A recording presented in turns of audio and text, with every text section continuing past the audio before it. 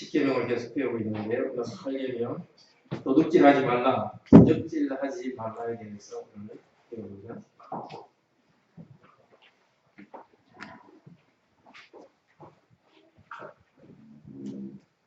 빼보실 이렇게 됩니다. 도둑질하지 말라, 그것을 통해서 하나님께서 우리에게 무엇을 가르치는가?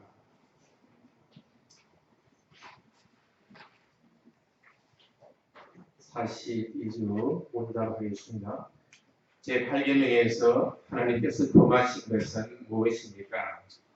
하나님께서는 국가가 처음을 하는 도둑질과 강도질만을 금하신 것이 아니고 이웃의 소유를 자기의 것으로 삼으려고 시도하는 모든 속임수와 관계를 도둑질하고 있습니다. 이런 것들은 폭력으로 혹은 합법성을 가장하고서 일어날 수 있는데 거짓적이나 잔악의 부정품, 비소합비와 오리대공과 같은 일, 이 다 하나님께서 금하신 일입니다. 하나님께서는 또한 모든 강력을 금하시고 그의 선물이 조금이라도 사용되거나 낭비되는 것을 금하십니다. 이 계명에서 하나님께서 원하시는 것은 무엇입니까? 내가 할 수 있고 해도 좋은 우리는 나의 이웃의 이익을 전개시키고 내가 남에게 대접을 받고 싶은 대로 이웃에게 행하고 더 나아가 어려운 가운데 있는 가난한 사람을 도울 수 있도록 성실하게 일해야 합니다. 계명에서 금하는 것은 실제로 법으로 금하는 것은 당연히 아니어야 되죠. 이걸 하면은 경찰에 잡혀가는 도둑질, 강도질 그것만 아니라 이웃의 소유를 자기 것으로 삼으려 하는 모든 속임수와 관계, 도둑질인 거죠. 이게 우리들은 법적으로 문제되지 않으면 괜찮다 이렇게 생각하는데 성경에서는 그게 아니라 이웃의 것을 자기 것으로 삼으려는 모든 속임수와 관계를 도둑질이라고 합니다. 어떤 것들은 폭력으로 그냥 뺏어갈 수 있고 어떤 것은 합법적인 것을 가장하고 일어날 수도 있습니다. 요즘처럼 이렇게 사회가 복잡할 때는 합법적인 것을 가장한 도둑질이 상당히 있을 수 있습니다. 사실 어떤 기업에서 주식을 발행해가지고 발행한 지 얼마 만에 70배 올린다든지 이런 경제제도는 우리나라 법으로는 가능하지만 정말 있을 수 없는 도둑질이죠. 법과 질서가 잘못된 법과 질서를 이용해가지고 그리스도에게 돈을 빌려는 것, 그런 것도 잘못된 거죠. 그 다음에 하나님께서 더 우리에게 원하시는 것은 이런 모든 도둑질의 뿌리가 되는 탐욕을 금하시고 하나님 주신 모든 것은 항상 선물이라고 알고서 선물을 잘못 사용해도 안 되고 낭비하는 것도 안 된다. 굉장히 넓게 규정하고 있습니다. 남은 것은 뺏어하는 것뿐만 아니라 내가 가진 것에 대해서 도둑질하는 것은 뭐죠? 잘못 사용하거나 재진한 물건을 엉뚱한 데 사용하거나 낭비하는 것. 이런 것을 잘 아는 우리 교회 전통 기업교회에서는 항상 땀 흘려 일하는 것을 아주 하나님께서 명령한 것으로 항상 알고 있었습니다. 하나님께서 그 많은 것이 있지만 원하는 것은 무엇입니까? 내가 할 수 있고 해도 좋을 경우에는 이웃의 유익을 전개시키고 내가 할 수 있는 것이라고 해서 이웃에게 유익을 줘서는 안 되겠죠. 예를 들면 내가 도둑질해가지고 다른 사람을 쫓게 해준다든지 그건 안 되는 거죠. 하나님께서 허락하시는 범위 내에서 이웃에게 유익을 주는 것이고 남에게 대접받기 원하는 대로 남에게 해주는 공정한 겁니다. 정의롭게 돼야 되는 거죠. 남이 나한테 하기를 원하는 것을 나도 남에게 해주는 것을 정의라는 거죠. 그런 정의에 머물지 않고 어려운 가운데 있는 가난한 사람을 도울 수 있도록 성실하게 일해야 된다. 훨씬 더 많이 나가는 이웃사랑의 계명을 물질을 사용하는 것을 통해서 실천하다. 그것이 이 계명의 요지입니다. 이웃사랑이 할 때는 마음으로도 사랑해야 되기 때문에 마음속에 탐욕을 갖지 않아야 되고, 또 이웃사랑은 정말 내가 도울 수 있는 필요한 사람이 나 이웃이기 때문에 가난한 사람, 장애인 그런 사람들을 항상 염두에 두고서 물질 생활할 때 그 사람을 도울 수 있도록 이렇게 남을 얘기하고 많이 저축하고 나누라는 것이 전체 내용입니다. 교재로 해서 다시 좀 더 자세히 보겠습니다. 이 8계명을 잘 해석한 것이 에베소서 4장 28절입니다.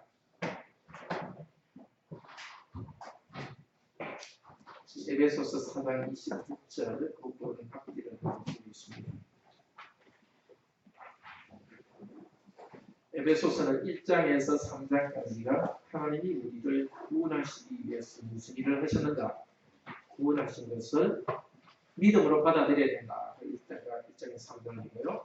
4장에서까지는 이러한 구원을 받은 우리가 어떻게 감사하는 생활을 해야 되는지 감사 생활의 의무에 대해서 가르칩니다. 에베소 4장 1절에서 16절까지는 먼저 교회 안에서 교회를 통해서 지체가 생김으로써 자란다고 이야기했습니다.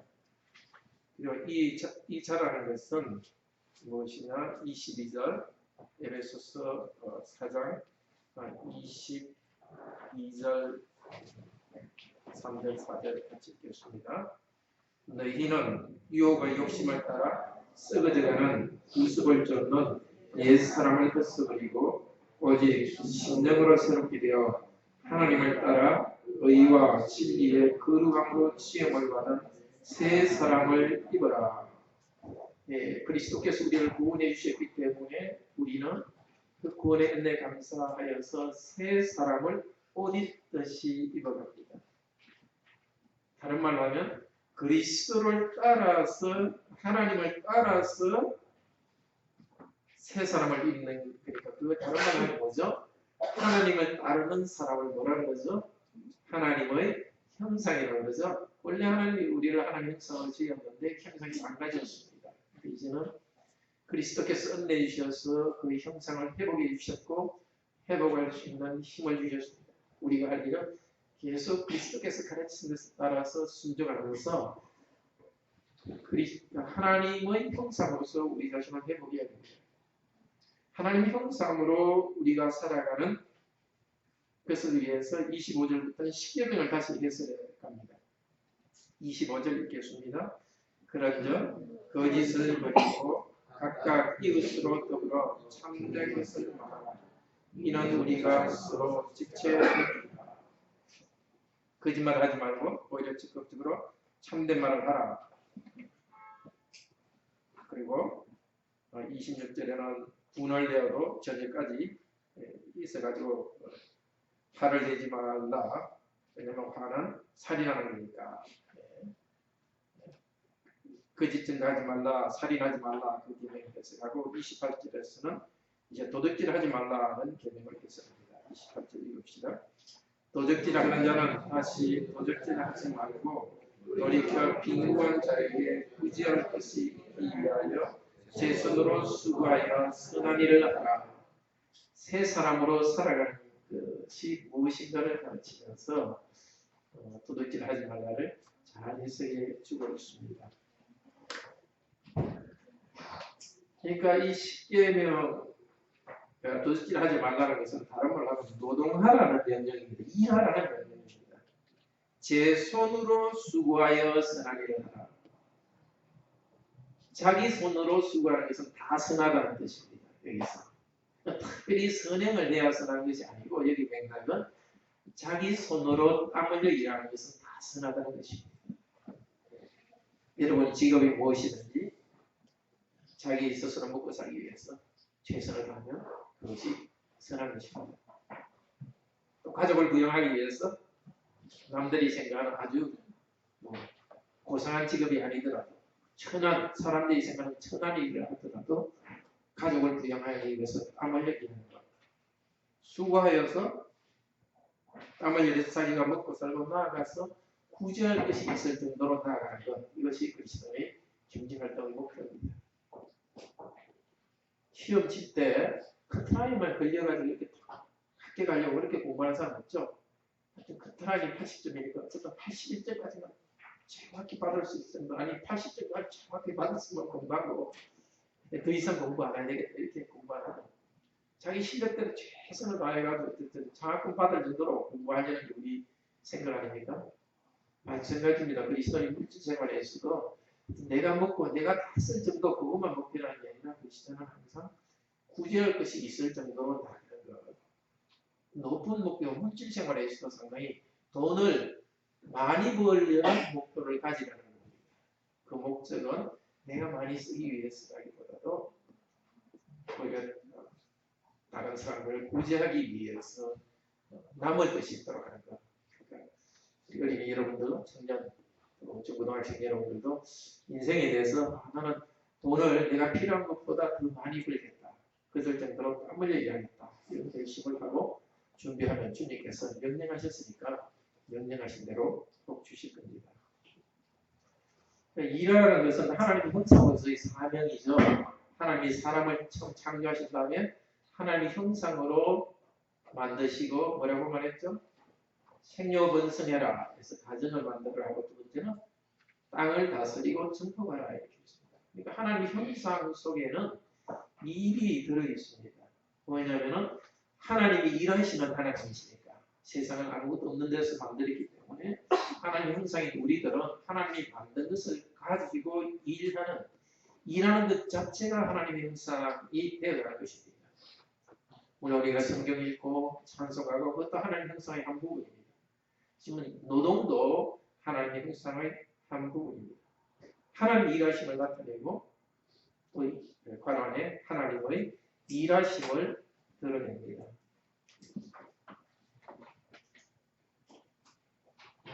그리고 일을 통해서 우리는 사람다움으로 성장합니다. 왜냐하면 에베소서 24절에 새 사람을 입어라 해놓고 수고하여 선한 일을 하라 이렇게 나오지 않습니까? 그러니까 내가 일하는 것을 통해서 나는 더 인간다운 사람이 되어갑니다. 정말 인간적인 삶을 사는 것은 일하지 않고 풍요 속에서 많이 레저를 즐기는 그런 것들은 인간다운 삶이 아닙니다. 나이가 얼마나 유산을 많이 물려받았든지 아무리 어떻게 해가지고 돈을 많이 벌었다 하더라도 계속해서 일하는 것이 하나님의 형상을 드러내고 내가 사람다움으로 성장하는 것입니다. 다른 말로 해서 우리는 일하는 걸 통해서 하나님도 사랑하고 서로를 사랑합니다. 일은 아주 중요합니다. 그렇지만 일이 사람 되면 전부는 아닙니다. 예배하는 것도 삶의 한 부분이요. 놀이나 쉼 그것도 삶의 중요한 부분입니다. 균형 있게 해야 되겠죠. 지난주에 우리가 두세 주 전에 성에 대해서 배울 때 성은 하나님이 주신 아름답고 좋은 것이지만 그걸 갖다가 과도하게 하면 안 된다 그랬죠. 그래서 절제와 그 위치에 맞게 내가 인간으로 성장할 수 있는 인간다움으로 살아가는 한 부분으로서 성을 사용해야 된다는 건데 그 물질과 노동도 마찬가지입니다.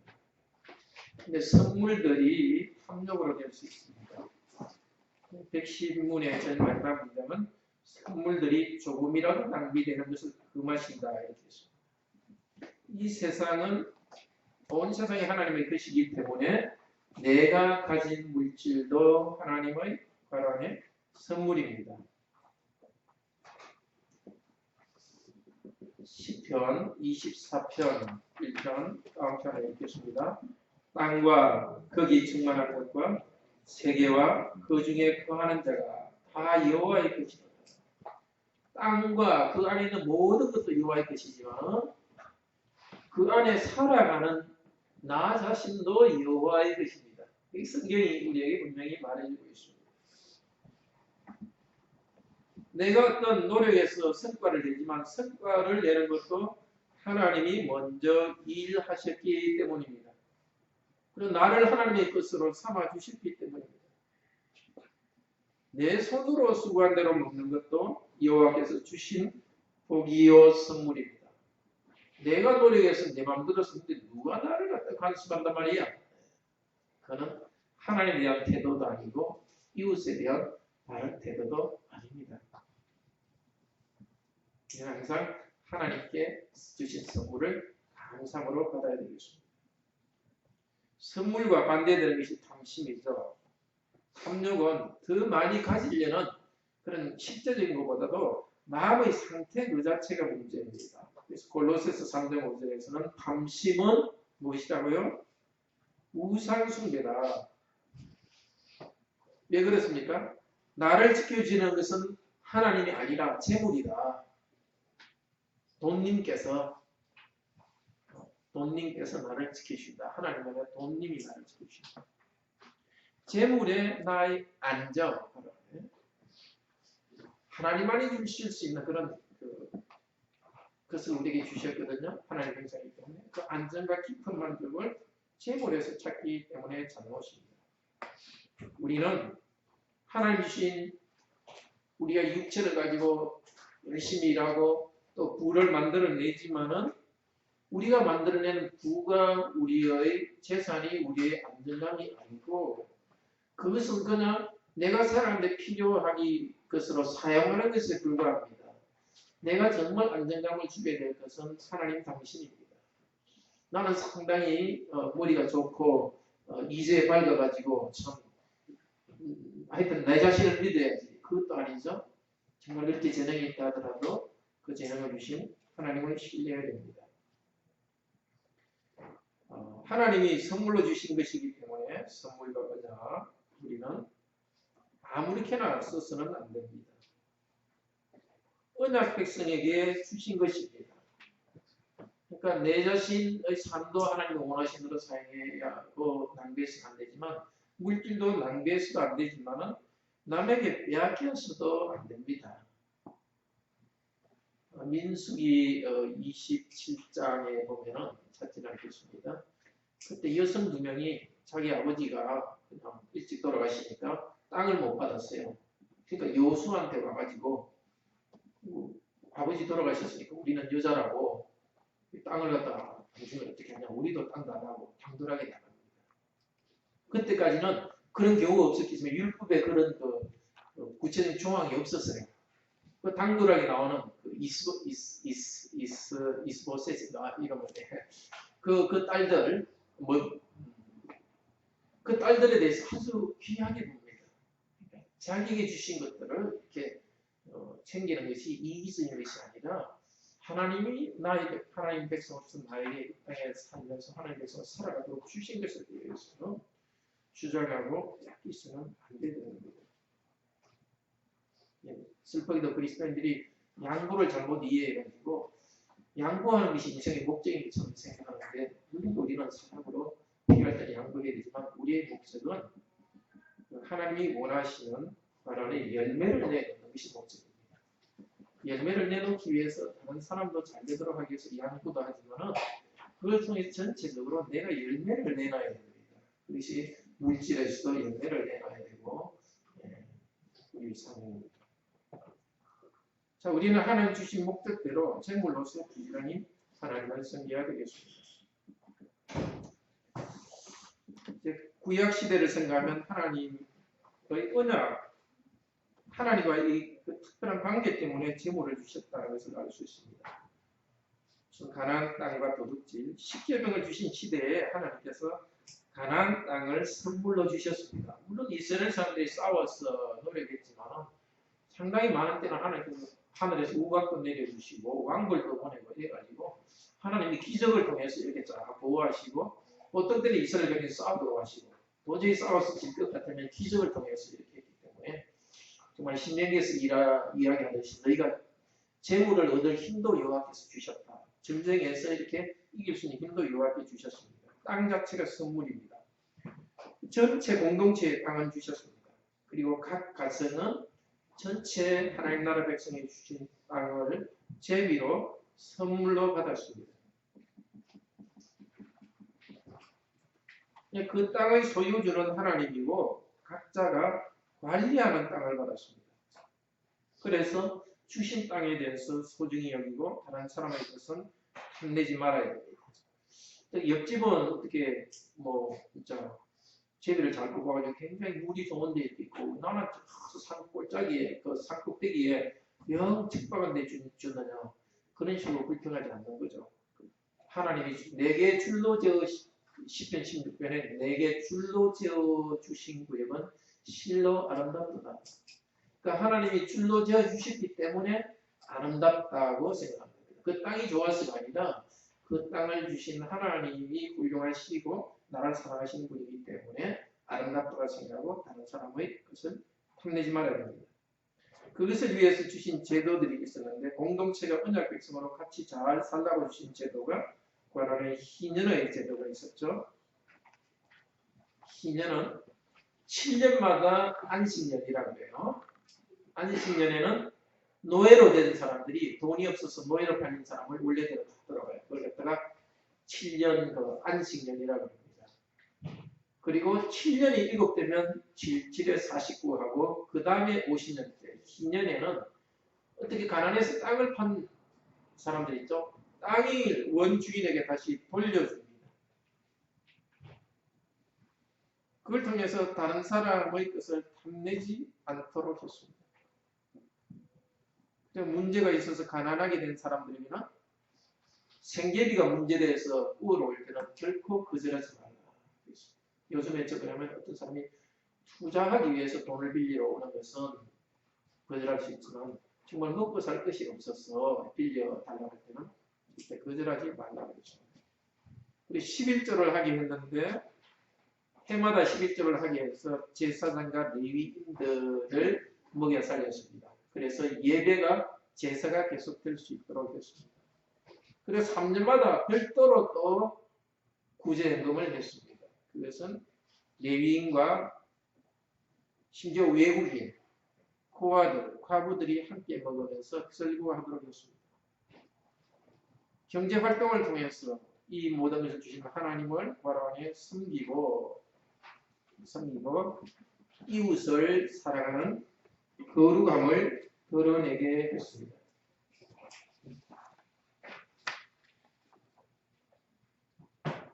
근데 에덴 동산에서도 하나님께서는 언약을 맺으시면서 너는 마음껏 먹어도 되는데 요거 하나 선악과는 먹지 말라 하면서 사람의 마음을 탐욕을 없애고 하나님께 복종하도록 하셨습니다. 에덴 동산에 보면은 먹기에 좋고 탐스러운 나무들이 굉장히 많았다고 합니다. 근데 하와는 그거 먹지 말라 그거 하나 먹더니 너무 좋고 탐스럽게 탐욕이 생겨났습니다. 하나님 주신 재물을 주신 것을 가지고서 하나님께 신뢰 가운데 살아가며 언약 백성으로 살도록 했는데 그렇게 하지 않아서 쫓겨났습니다. 우리는 청지기의 관점으로 맡겨주신 자리에서 주인에게 충성하여 부지런해야 되겠습니다. 마태복음 25장 청지기 비유 알죠? 청지기의 비유. 능력에 따라 달란트를 맡겼습니다.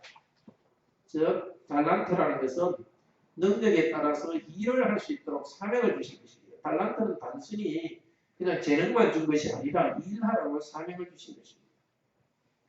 자, 이 맡은 자리에서 충성하게 일해야겠죠. 2달란트, 5달란트 남긴 사람에게서는 하나님께서 주님께서 착하고 충성된 종아 이렇게 말합니다. 왜 착한가? 주인의 뜻에 충성되게 일했고 그래서 부지런했습니다.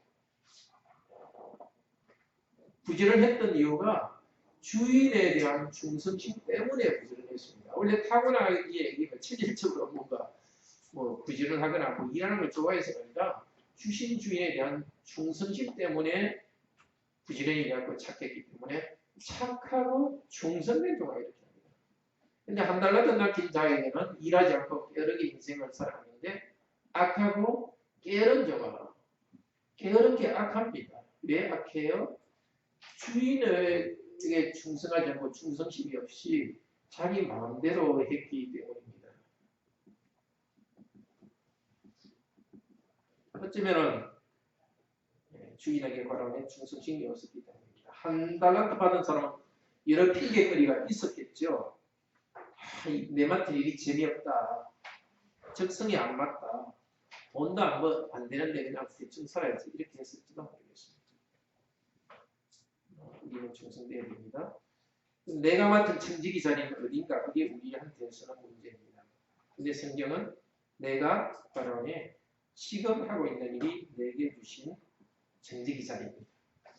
하나님이 나에게 부르심이 뭘까? 그걸 고민하기 전에 먼저 출발할 것은 지금 내가 경제생활하는 것, 취직하는 것, 이것이 바로 부르심의 자리입니다.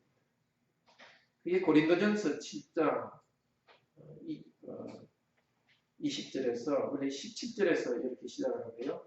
각 사람이 부르심을 받은 그 부르심 그대로 지내라. 17절에도 말하고 20절에도 말합니다. 그러면서 누구에게 말하느냐?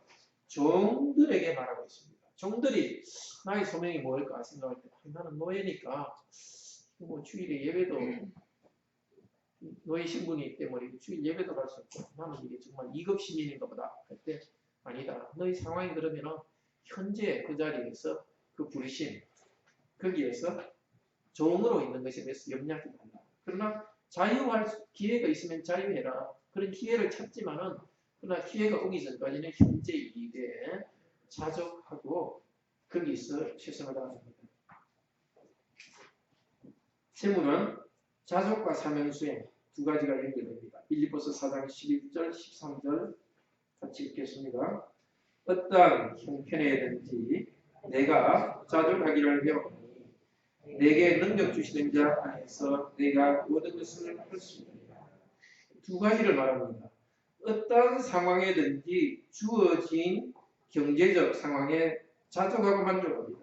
그러니까 하나님께서 섭리가운데 주셨기 때문에 하나님을 신뢰하기 때문에 자족하고 만족합니다. 그러나 자족한다고 해가지고 게으르게 자기 사명을 게으르게 하면 안 되는 거죠. 나는 주신 것에 자족한다 이렇게 해가지고 일도 안 하고 그렇게 하는 건 아니죠. 뭐라고 합니까? 내게 능력 주시는 자 안에서 내가 모든 것을 할 수 있느니라. 뭘 한다고요?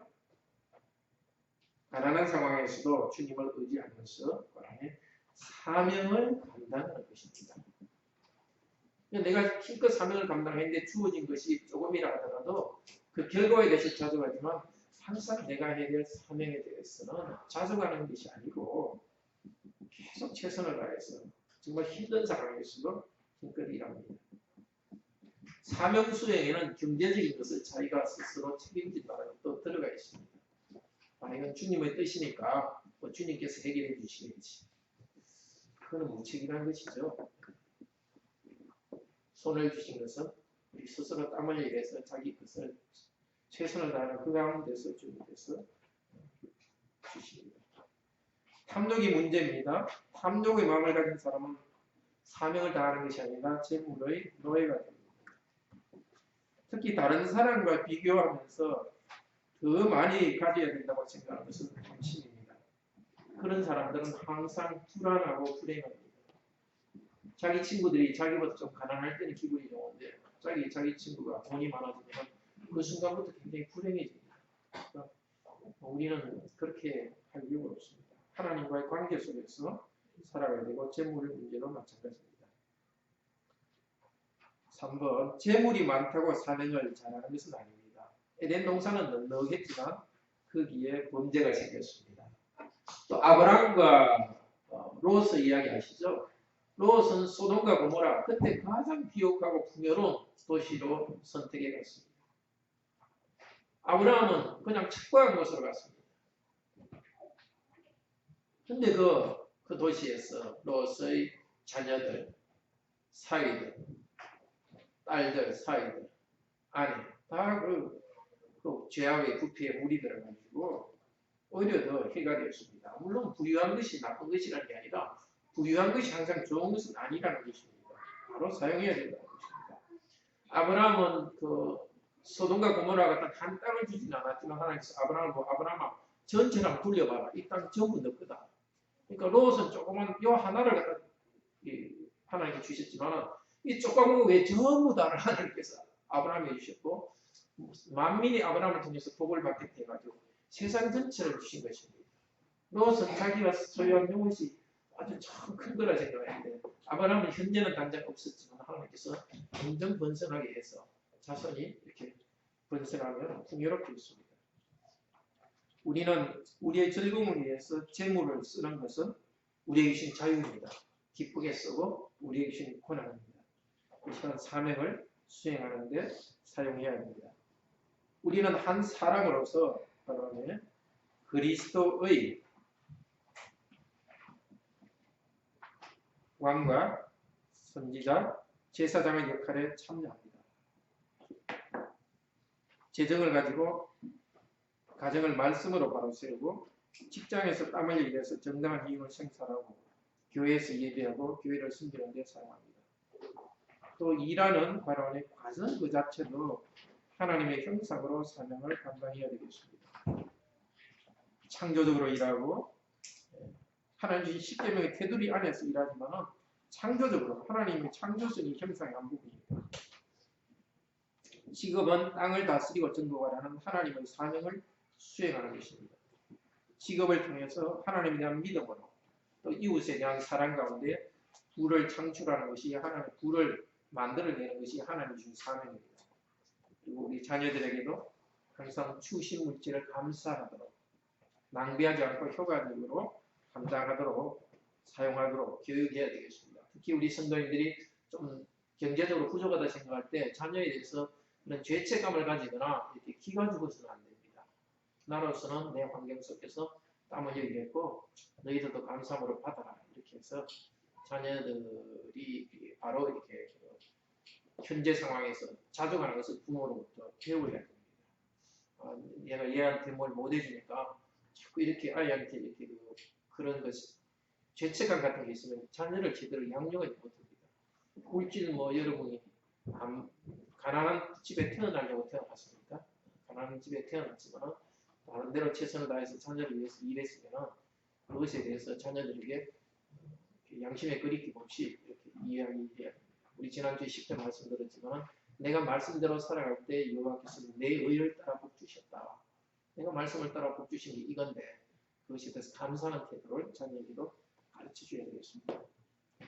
근데 지금까지 사명을 다하면서 재물을 사용해라 했지만 또 하나 주님께서는 주신 재물을 사용할 때 즐기는 것을 하나님은 기뻐하십니다. 우리 인상이 갖고 청교적인 도덕주의적인 모든 걸 아끼고 막 어떤 자기를 위한 어떤 즐거움이나 전혀 사용하지 않는 것 그것이 아니라 디모데전서 4장에서 하나님 주신 모든 것이 선함에 감사함으로 받고 즐기라. 결론적으로 하나님 언약 백성은 언약 백성으로서의 거룩함을 나타내는 목적으로 일하고 또 일하면서 돈을 벌고 또 주신 돈을 사용합니다. 재능을 가지고 생산하고 소비합니다. 그렇지만 이 모든 과정이 재물을 이용하여 하나님을 섬깁니다. 거꾸로 하나님을 이용하여서 재물을 섬기지는 않습니다. 어떤 사람은 기도하고 하는 목적이 물질 축복을 목적으로 기도를 해요. 그건 하나님을 이용해가지고 돈을 버는 거예요. 우리는 오히려 돈을 이용해가지고 하나님을 영광을 띠하는 그런 삶이 되어야 되겠습니다. 기도합시다. 자비로우신 하나님, 우리에게 도둑질을 하지 말라는 이 계명을 통해서 우리 남의 것을 뺏어버리는 그 마음의 중심, 탐욕까지도 버리도록 하셨고 또 그 탐욕은 결국 하나님 주신 선물로 사용하지 않고 그것을 하나님처럼 받드는 우상숭배라고 하셨습니다. 이 시대는 하나님을 알지도 않고 또 미워하는 시대입니다. 그렇기 때문에 물질이 우상이 되고 돈을 벌기 위해서는 무슨 일을 하더라도 좋다고 생각하는 시대입니다. 우리도 이 문화의 한 부분이기 때문에 그런 습관에 젖어 있었습니다. 불쌍히 여기셔서 가르치신 대로 항상 물질 일하고 돈을 벌고 소비하는 데 있어서 하나님을 사랑하고 이웃을 사랑하는 거룩함의 표현으로 행할 수 있도록 도와주셨습니다. 주신 것을 주님께 주신 것이 아니라 항상 기쁨으로 누릴 수 있도록 하시고 부족하더라도 하나님에 대한 신뢰 때문에 찾아가게 하시고 그러나 부족할 때라도 부족한 때문에 불평하는 것이 아니라 내가 맡은 바 사명 가정을 세우고 또 주신 일터에서 땀 흘려 일하는 그 사명을 다하도록 은혜를 주소서. 우리 자녀들에게도 세상과는 다른 건강한 노동의식과 세계관을 가지고서 하나님 나라를 세워갈 수 있도록 도우소서. 주 예수 그리스도 이름으로 기도드립니다. 아멘.